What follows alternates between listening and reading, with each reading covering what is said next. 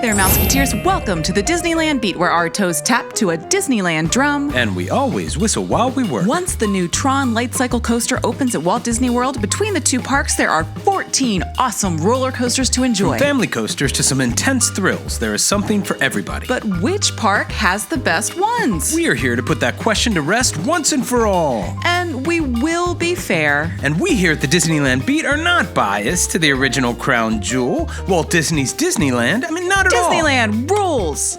But seriously, we love Walt Disney World too. So let's get some coaster credits. Like, subscribe, and stick around.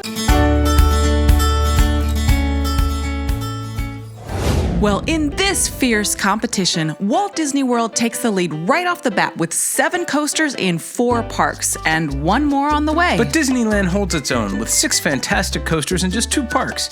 And, well, I'm not sure where they would put another one. It's still possible it could happen. Today, we're gonna do this in roller coaster order, from the least intense to the most intense. From Piglet to Tigger, or from Jar Jar to Kylo. Or something like that. The beginning coasters at both Disneyland and Walt Disney World have the exact same track. Made by longtime roller coaster manufacturer Vekoma, they sport identical tracks but completely different theming. Both rides are perfect first-time coasters. They're a little more intense than you might think, but only go about 20 miles per hour. Even at 60 seconds a ride, they are way better than the wacky worms and kiddie coasters you might have at your local park. But which Disney park does it better? We very much like that the Walt Disney World coaster, the Barnstormer, is hosted by that master of all things mechanical and technical, Goofy. Who is unnatural for an airline pilot. He is one of our favorite characters. And the Barnstormer gets the lead on the ride vehicles, as we love the cartoon plane style. But Disneyland's version is excellent as well. Gadget's Go Coaster, themed around another of Disney's main mice, Gadget Hack Wrench. Well, she may not be iconic exactly, and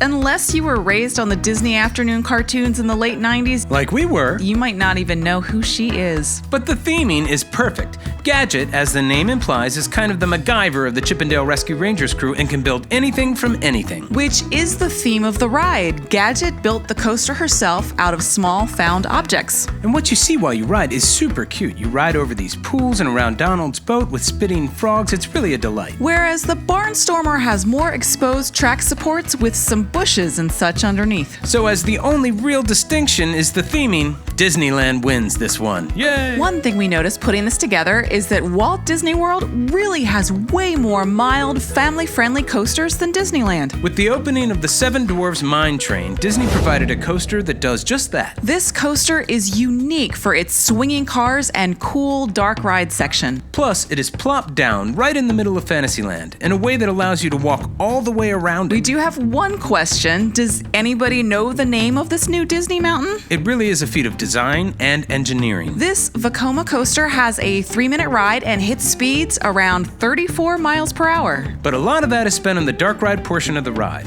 The coaster sections are very fun, making good use of the swinging cars, but it is short. But the caves and encounter with the dwarves is really charming, and it's overall a great ride. Plus, much to our chagrin, we think Walt Disney World offers the next coaster step up, the Slinky Dog Dash Coaster. We think this Mack Rides coaster is so smooth, it's the next logical step. Even though it has intense elements like reaching 40 miles per hour and having 2 magnetic induction launches. The theming is super fun, sort of shrinking you down to the size of a toy. We are not huge fans of seeing track supports, so we love that this track feels like Tinker Toys out over the back lawn. And the ride is super fun, and as it's a Mack ride, it has some really great airtime hills. And we prefer both of those Walt Disney World rides to the Disneyland Mild Family Coaster, Goofy's Sky School. Goofy's Sky School is a wild mouse style coaster with some light but fun Goofy pilot theming, somewhat similar to the Barnstormer. This is a fun coaster style that can be found at fairs and amusement parks of all sizes with its low-cost design. Not that they're not fun coasters, they run you through unbanked lateral turns that make you feel like you're gonna run off the rails. Then you're over a few dips and drops. But the problem always is there's nothing that special about a wild mouse coaster. And the applique theming of Goofy Sky School seems like a modest effort at best. So to check in on the score, that's 1 for Disneyland and 2 big points for Walt Disney World. Well, Mouseketeers, we are excited to put another classic Disney park debate to rest. What is scarier, Space Mountain or Big Thunder? Yeah, we got this eternal struggle.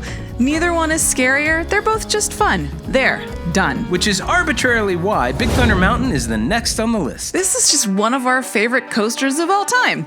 It's a perfect blend of ride and story. It's made by Dynamic Structures, and outside of the berm they make telescopes for NASA. But for the theme parks, they've brought us Universal's Spider-Man Adventure and Harry Potter's Forbidden Journey. Not to mention the monorail.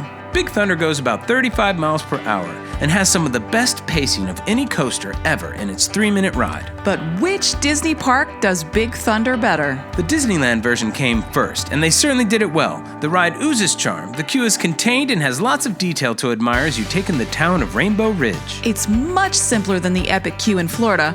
Walt Disney World does have fun interactive things to mess with on the Disney Play app that really help to provide a more complete narrative to the ride. But that's also there because it's such a long and huge queue system. The ride experience is fairly similar, but Walt Disney World feels overall larger and has grander and more sweeping views and vistas. Whereas the Disneyland version folds around on itself, twisting through tight canyons to maintain a smaller footprint. Which really makes it the winner for us. We love the updated effects on the third lift hill at Disneyland. And Big Thunder seems to work better when it's smaller and more charming. So Disneyland 2, Walt Disney World 2. Next, we head over to Space Mountain, which is always a can't-miss experience for any Disney day. This famous ride, built by Aerodynamics, opened in 1977 as the first coaster to use a computer to design the complex curves and to create the rails. Walt Disney World got the first version this time before it matriculated over to California. And as usual, the Walt Disney World version is bigger and taller, not showing off at all. They even built Disneyland's down into the ground some so it would not dominate the park's skyline. And Walt Disney World has 2 tracks, each identically mirrored. The ride itself is not that fast, it's just 35 miles per hour, but doing it flying through space is the super cool part. Walt Disney World again has a far superior queue with animated dioramas and panels.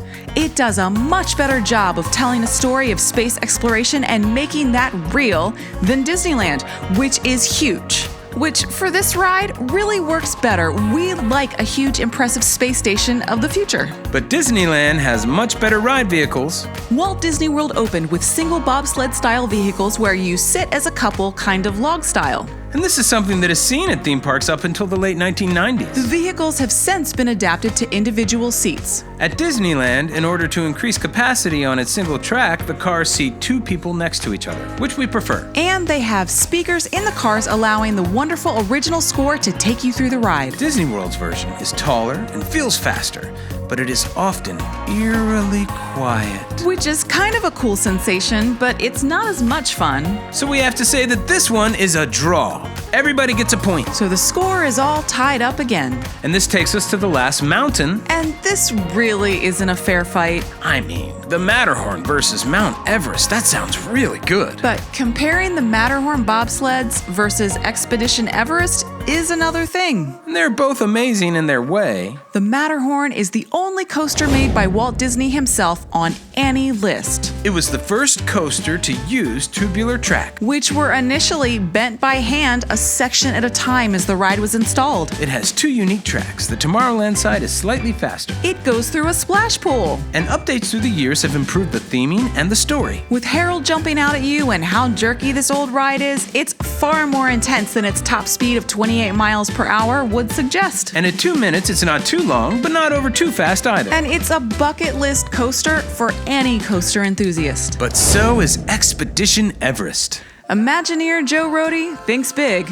This huge Vekoma coaster has incredible theming with layer upon layer of detail. It just blows our tiny little minds. It's a good length with a 3-minute ride, and it's far more intense than the Matterhorn. And it's a little less likely to throw out your back. It is one of the most expensive coasters ever made. At 195 feet, it is the tallest Disney ride in America. And it has the largest robotic but stationary animatronic that can't be fixed without removing the mountain that Disney ever made. Good old Disco Yeti. It has larger drops than any other coaster we've talked about up to this point. And one of them is backwards. It's huge and epic, barreling you into and out of caves. And its fun and frightening story leads you through the experience. So if we had to choose, Expedition Everest wins. It's just too impressive. The last coaster comparison on the list is between Walt Disney World's Rock and Roller Coaster and DCA's Incredicoaster. The Aerosmith-themed Vekoma coaster launches from 0 to 60 super fast and has several inversions. Not to mention the whole thing is inside with flashy lighting and freeway rock and roller theming. And it is a truly fast and intense ride. It's just non-stop with twists, turns, and 3 inversions, the most of any Disney attraction. You pull some serious G-forces. But at 88 seconds long, it's over pretty quickly, and the story gets a little muddled. With the Incredicoaster overlay,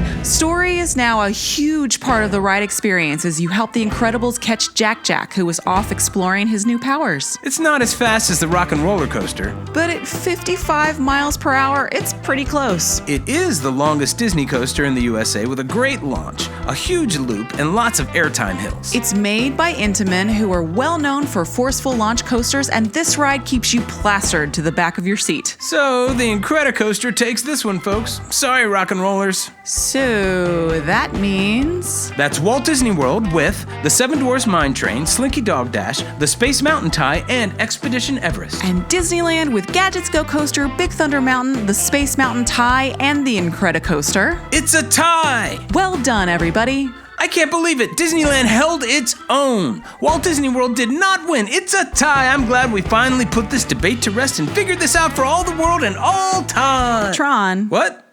Don't forget about Tron. Oh, right. Well, that's it for today, Mouseketeers. We hope you find some Disney magic in your day every day. See you real soon. See you real soon.